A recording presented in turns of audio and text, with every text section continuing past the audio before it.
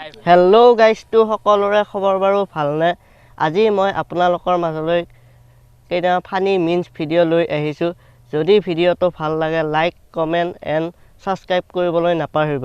লগতে কাষতে থকা বেল আইকনটো প্ৰেছ কৰি দিব, তেতিয়াহে মই দিয়া ভিডিঅ'বিলাকৰ নটিফিকেশ্যন পাই থাকিব। ব'লক আজিৰ ভিডিঅ'টো এনজয় কৰক। ৰাতি বাহিৰত যাব লাগিলে লগত উঠিব লাগে মা। সি বোলা পুতেৰ ধুনুৰ কাৰণে সকলো কৰিব পাৰে।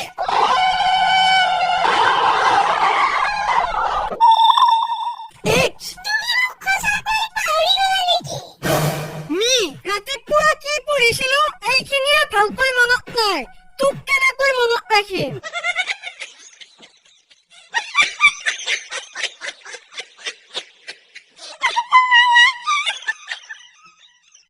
হালত মৰিল হালোৱা গৰু, গলিত মৰিল গাই, পালচাৰ চলাই হিৰো মৰিল কুটি চেষ্টা খাই। DSLR কিনিম, KTMত ঘূৰিম, নামৰ পাছত ফটোগ্ৰাফী লিখি ফেচবুকত আপলোড কৰিম।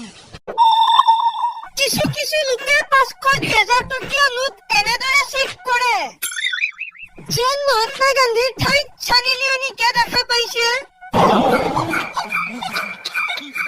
পথাৰত ক্ৰিকেট খেলি IPL খেলাৰ সপোন দেখা আৰু টিকটকত নাচি চিনেমা কৰিবলৈ পাম বুলি ভবা দুইটা একেই।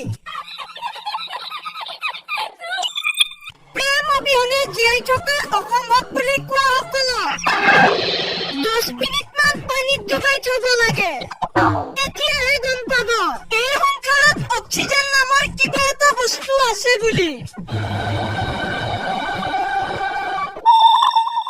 তেনেকুৱা বৰষুণীয়া বতৰতো যদি আপুনি আপোনাৰ মোবাইলৰ বেটাৰী 100% কৰিব পাৰিছে, তেন্তে বিশ্বাস কৰক গোটেই অসমৰ ভিতৰতে আপুনি আটাইতকৈ ধনী মানুহ।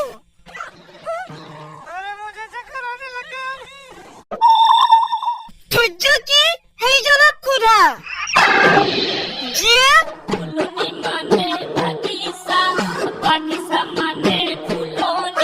গানটো শেষলৈকে শুনিছে। এইখনেই একমাত্ৰ ষ্টেডিয়াম য'ত খেল হয় কিন্তু দৰ্শকে চাবলৈ নোৱাৰে।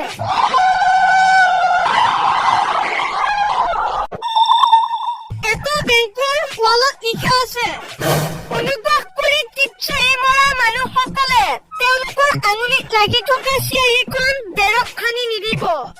এই বাক্যশাৰীৰ তলতে এজনে লিখি দিলে, কোন পাগলে এই অনুগ্ৰহ কৰিছে?